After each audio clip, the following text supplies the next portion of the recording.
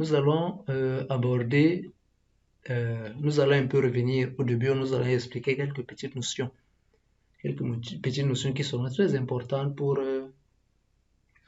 la compréhension du cours sur les algorithmes. D'abord, on va revenir au début. Au début, nous avons expliqué ce que c'est qu'un algorithme, nous avons montré comment ça s'écrit. Donc, là, on va donc détailler. On va donc commencer par la base. On va revenir à la base. On va donc revenir sur la structure d'un algorithme. Donc, là, actuellement, ce que vous voyez là, c'est la structure d'un algorithme que nous sommes en train de vous montrer là.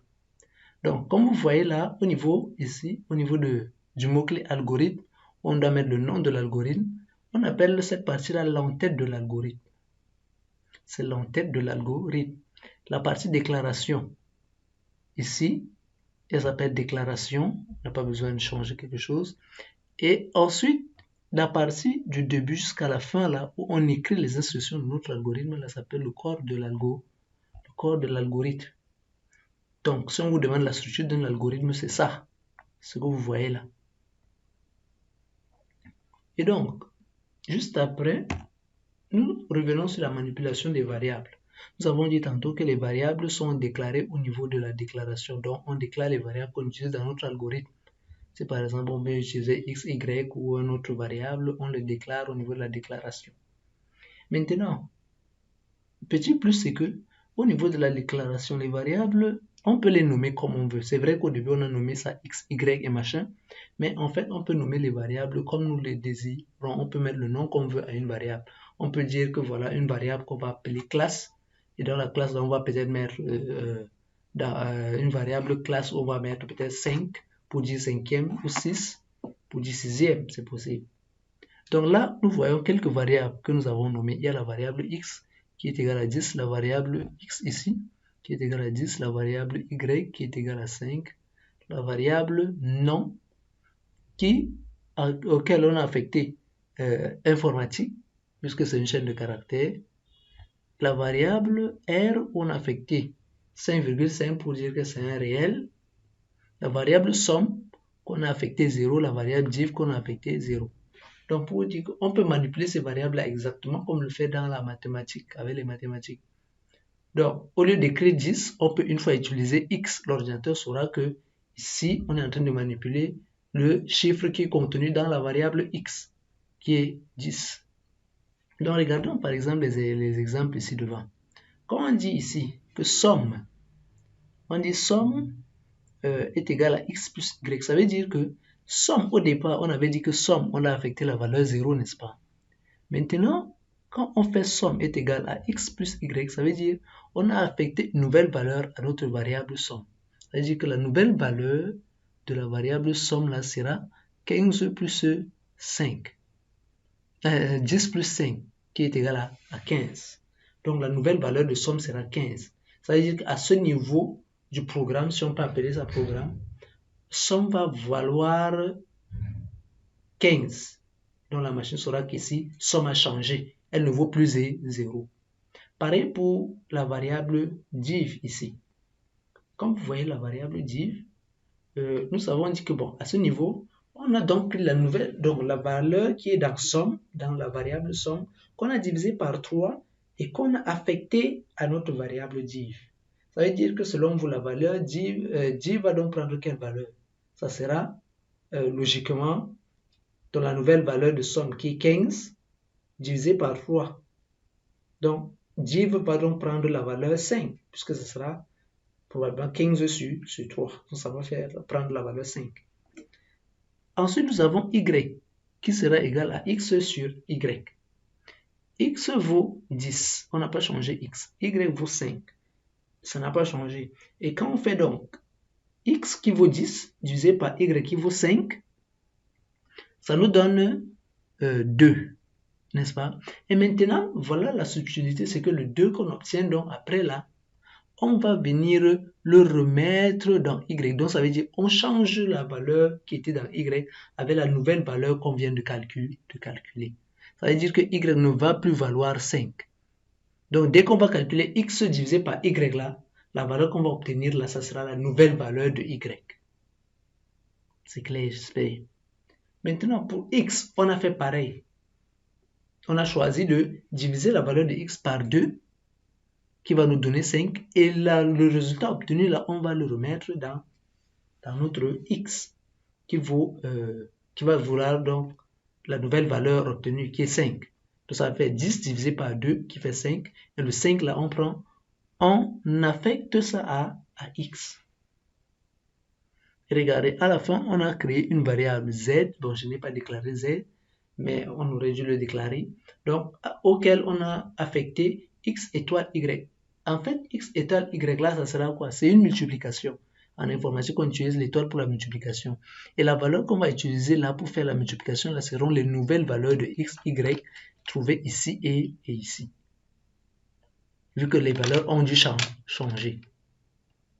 Ça sera par exemple, ici on aura 5 à la place de x. Et ici nous aurons 2.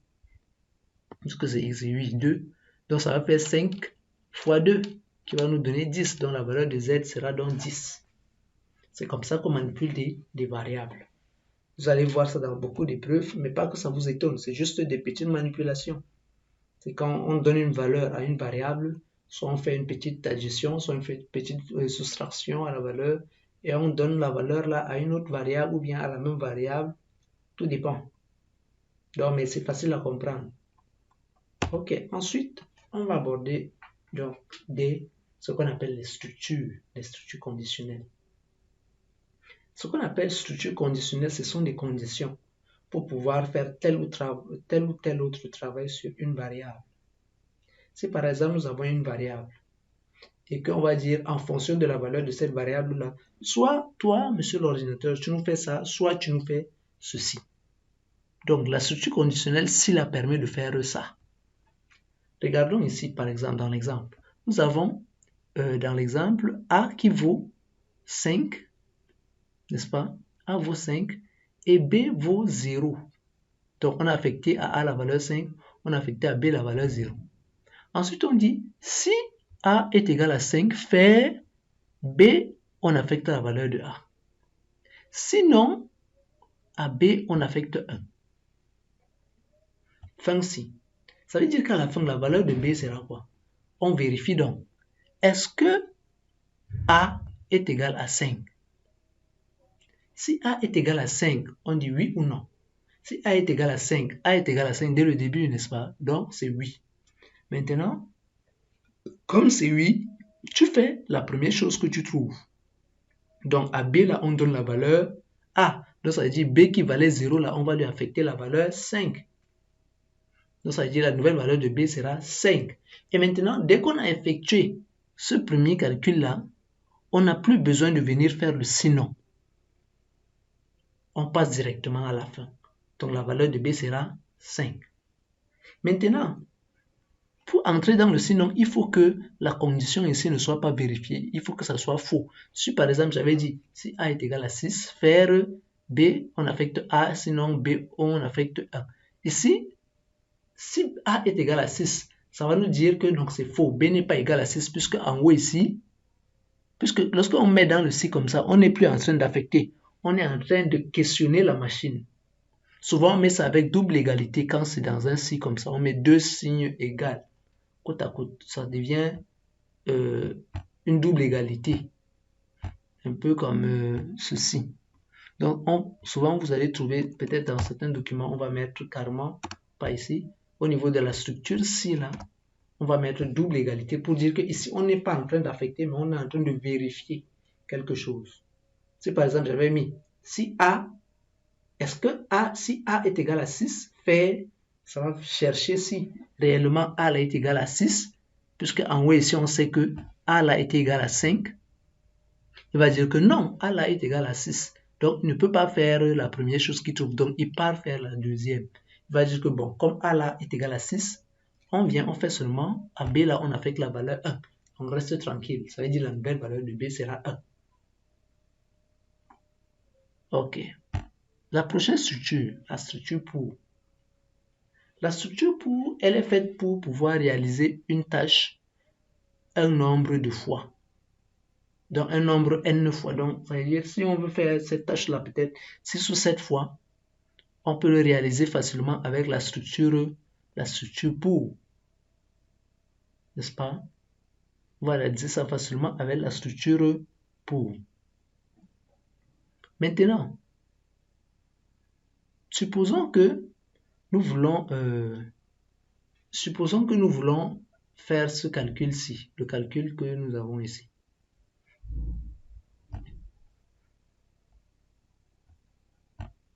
Donc, supposons que nous voulons effectuer ce que nous sommes en train de voir là. On va dire, on dit à A, on affecte la valeur 5. À B, on affecte la valeur 0. N'est-ce pas? Maintenant, on dit pour X allant de 1 à 5, fait. Ça veut dire que là, on va commencer d'abord pour X allant de 1 à 5. Ça veut dire qu'il va d'abord prendre pour X est égal à 1. N'est-ce pas? Ensuite, il va passer pour X est égal à 2. Ensuite, il va aller pour X est égal à 3. Ensuite, il va aller pour X est égal à 4. Ensuite, il va aller pour X est égal à 5. Et à chaque fois qu'il va aller pour un de ces cas-là, il va venir réaliser cette opération qu'il y a ici. Donc, ça veut dire qu'on aura, pour X est égal à 1, il va venir là, il va dire, à B, on affecte la valeur de B plus A. B vaut d'abord combien au départ? B vaut 0 et A vaut 5. Donc, on va faire au départ, pour X est égal à 5, il va d'abord faire. Donc, pour X est égal à 1, il va d'abord faire à B, on affecte la valeur de 0 plus 5. Ça veut dire que la nouvelle valeur de B sera 5. Maintenant, quand il va aller pour, il va donc revenir encore. Il va dire maintenant, il fait donc pour X est égal à 2. Pour X est égal à 2, comme l'ancienne valeur de B qu'on vient de trouver c'est 5, il va dire, il vient donc prendre la nouvelle valeur de B là qui est 5, où il vient ajouter la valeur de A. Comme A n'a pas changé, A est toujours resté 5. On n'a pas touché A. Donc ça va faire 5 plus 5 quand X vaut 2. 5 plus 5, ça veut dire que de 5 plus 5 là, il va donc remettre ça dans la nouvelle valeur de B. Donc B va reprendre la valeur 10. Ensuite, il va aller pour X est égal à 3 maintenant. Pour X est égal à 3, il prend donc la nouvelle valeur de B qui est 10.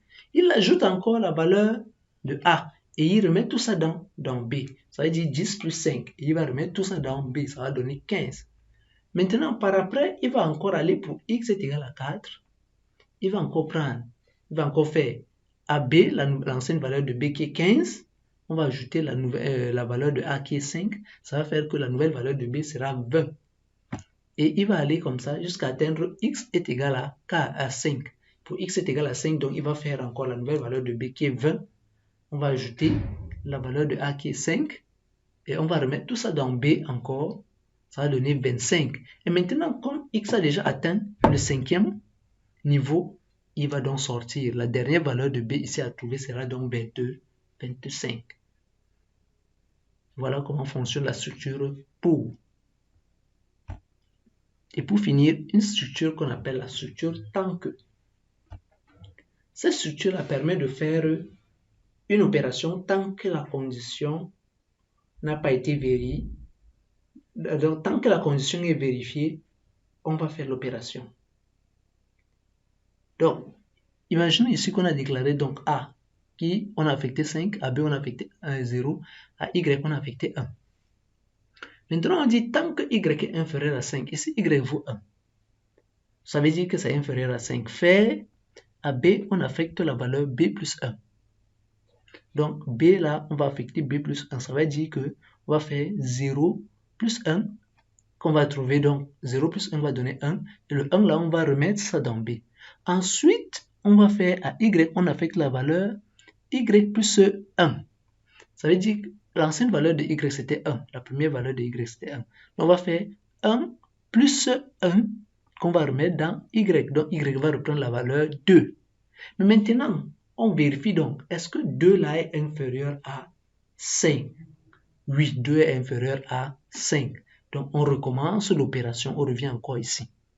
On fait encore l'ancienne valeur, la nouvelle valeur de B qu'on a trouvée là. On va donc venir encore lui ajouter 1. On va remettre ça dans B. Ça va faire 2 plus 1. On remet dans B. Donc B va prendre la valeur 3 maintenant. Ensuite, on passe encore à Y. On va dire, Y va donc prendre la nouvelle valeur de Y là. On va encore ajouter 1. Donc ça veut dire 2 plus 1. Et donc Y va devenir 3.